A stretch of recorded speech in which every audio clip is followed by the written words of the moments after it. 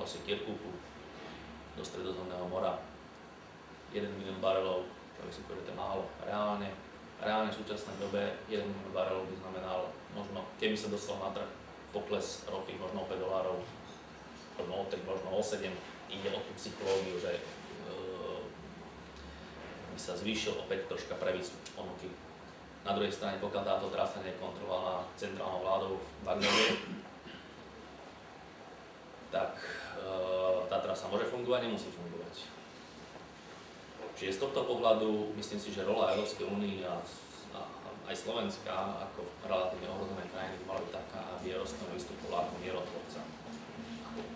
Krajina, ktorá vyvažuje a zmierňuje politické napätie vo svete, alebo ako blok, a nie je taký, ktorý ho nejak iniciuje. Čo ani síce v minulosti nebývalo, ale v každom prípade Európska únia môže pôsobiť ako nejaký sprostredkovateľ, aby k takým výbušným situáciám, ktoré môžu nastať, kedy nikdy nenastalo. Poprosím vás na ďalší slajd. Už sme tu troška sa bavili o vzťahu Európskej únie a Ruska, Slovenska, Ruska, Vyšehrádu Ruska. Už tu padli slova, že povesť Ruska sa troška naštrbila, pretože v posledných 2 rokoch došlo k výpadku či na strane plynu, v niektorých mesiacoch aj dokonca ropy. A už sa začali ozývať slova, že Rusko nie je spoľahlivý partner, nemôžeme s tým rátať. A zase zo strany Ruska padli vyhlásenia, že no ale nemôžete sa v podstate čudovať, keď vy sami hovoríte o diverzifikácii, tak my sami budeme celkom prirodzene hovoriť o diverzifikácii odberateľov. Myslím si, že úplne zbytočné uvažovať, kto vystrelil prvý, že to ničom nevedie. Biznis si nájde svoju cestu. Samozrejme, že Rusi stavajú ropovod do Číny, do Kóreje, do Japonska. A niekto ich povedal, no to preto, aby mohli Európsku úniu ostrihnúť. Druhá vec je, že čiste z geologických podmienok nové ťažené polia sú vo východnej Sibíri. Sú logisticky ďaleko bližšie Číne ako Európskej únie. Ropovod, ktorý smeruje do Európskej únie, je starý 45 rokov. Stačia tuhšie mrazy, nemusí to navrtať, a proste sa to bolo praskne. Stalo sa to aj v Amerike. To není otázka nedokonalosti toho systému, ale jednoducho je starý. Minulý týždeň vybuchol ropovod v Kanade, ktorý mal takú istú kapacitu, ako je kapacita ropovod družba, ako 1 milióna barelov, 1,7 milióna barelov. Ropa poskočila o $5. Dobre, počas ní to zase skorigovalo, pretože tá firma to dokázala garantovať, že sa to v priebehu pár dní tie dodávky nebudú prerušené. Ale ak si uvedomíme, akými z pohľadu ruskej logiky, akými pre nich nestabilnými krajinami to ide, cez Bielorusko, ktoré my vnímame ako nejaký satelit Ruska, v skutočnosti oni to môžu vnímať ako krajinu, ktorá je maximálne nepredvídateľná, pretože jeden deň chcú byť v jednom zväze, s Ruskom vytvoriť zväz, neviem čoho, akých republik, a druhý deň sa chcú správať totálne nezávisle. Potom to ide cez pre nich citlivú problémovú krajinu. Ide to cez Slovensko, je to cez Česko, cez Špajčiarsko, cez Maďarsko. Žiadnu z tých dopravných ciest nemáme pod kontrolou v majorite. Preto myslím si, že vnášať do toho ešte nejaké ostré slova a nejaké ostré vyhlásenia zo strany Európskej únie nie je správne.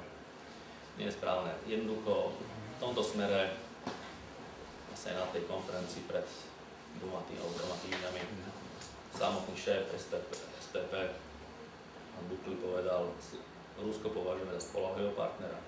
My to tiež tak vnímame. Dodávalo ropu, dodávalo plyn v dobe studenej vojny, rozpadu ekonomicko-politického systému, divokej privatizácie, akej takej stability to vidíme teraz, aj keď nám sa môže zdať možno nie najsprávnejšia.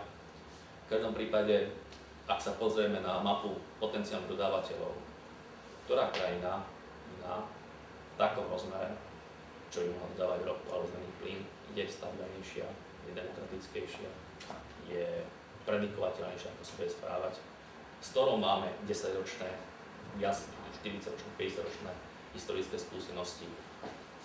No nie sú také. sú krajiny ako Irán, Saudská Arábia, Nigéria, Angola, Líbia, ja neviem, ktokoľvek iný, stabilnejšie, demokratickejšie. Máme tam istotu, že keď dohodnem kontrakt s nimi na tento rok, že ten kontrakt bude pracovať aj o 5 rokov alebo 10 rokov. Bude meniť konfiguráciu rafinérie, ak má možnosť dovážať ropu nejakú ľahkú s benzínickými frakciami, čo z oblasti Kaspiku, ak možno o 3 roky tá ropa už prestane tieť z nejakých dôvodov, lebo sa tam zmení režim. A ja som investoval do zmeny technológie v rafinérii, ja neviem, 30 miliard korún alebo miliard dolárov. Jednoducho, biznis potrebuje mať samozrejme istú stabilitu, predikovateľnosť a v tomto smere vo vzťahu k Rusku máme, stále máme. Aj keď samozrejme sa tu a tam objavujú nejaké zábrhely, ale keď sa na to pozrieme úplne úprimne, tak reálne ten vzťah je korektný a mal by aj naďalej tak pokračovať. Mal by aj naďalej vyvážený. Nehovorím, že nie je správne mať záložné zdroje z Iraku, z Líbie, ale tie reálne nemôžu vyriešiť ten problém v tej mase. Ak kúpime ľahkú ropu, je to nielen otázka ceny, že môže byť drahšia, dobre, dajme nabok ekonomiku od bezpečnosti, ale vyrobíme z nej viacej benzínu ako nafty. Ale trh potrebuje naftu, pretože všetci kupujú naftu. Každý dneska kupuje naftové motory, ak aj fyzické osoby. Dneska každé druhé auto, ktoré je predané na novo, je s naftovým motorom, pred 15 rokmi to bolo každé 8 auto. To je obrovský tlak na spotrebu. Ekonomika šlape ako nikdy a je už empiricky dokázané, pokiaľ ekonomika rastie na 50%, tak spotreba nafty rastie tiež 10%, možno 11%, možno 12%, je to približne jednak jednej. Ale spotreba benzínu klesá. Na Slovensku ešte zatiaľ nie, pretože je malý počet obyvateľov, respektíve malý počet automobilov a životná úroveň rastie, ale v Európskej únii prudko rastie spotreba nafty, prudko klesá spotreba benzínu. Je tu zjavný nesúlad. Preto získavať takú ropu, ktorá nevyhovuje tejto štruktúre produktov, je tiež vlastne nesprávne, pretože by sa reálne plýtvalo tými zdrojmi. A na záver mi teda dovolte ešte zhrnúť, prečo si myslím, že je nesprávne, ak sa používajú nejaké kritické alebo nejaké také dramatické vyhlásenia, ako keby Európa že tlačí na kolenách alebo že nejakej nedôstojnej pozícii. Nie je to tak. Ak zoberieme Európu ako jeden celok a uvedomíme si, že dovoz napríklad z Ruska ropy do Európy predstavuje 30%, tak pre Rusko to znamená 75% exportu, alebo 80% dokonca. To znamená, že 3/4 exportu ropy exportujú do Európskej únie. To znamená, tá závislosť je obojstranná. Dobre, máme sa dohodnúť o cene, ale je to tak. Ale myslím si, že ešte väčší dôvod tvrdiť alebo oponovať tomu názoru, že Európa nakloná a páči a prosí, si myslím, je to, že Európa, tak ako aj nevyspelé krajiny, majú obrovský náskok pred nevyspelými krajinami v tom, že za posledné desiatky rokov si vybudovali dostatočné rezervy finančné, ktoré môžu použiť na to, aby technológie, ktoré sa nám teraz dajú drahé, neefektívne, aby mohli byť dané do prevádzky.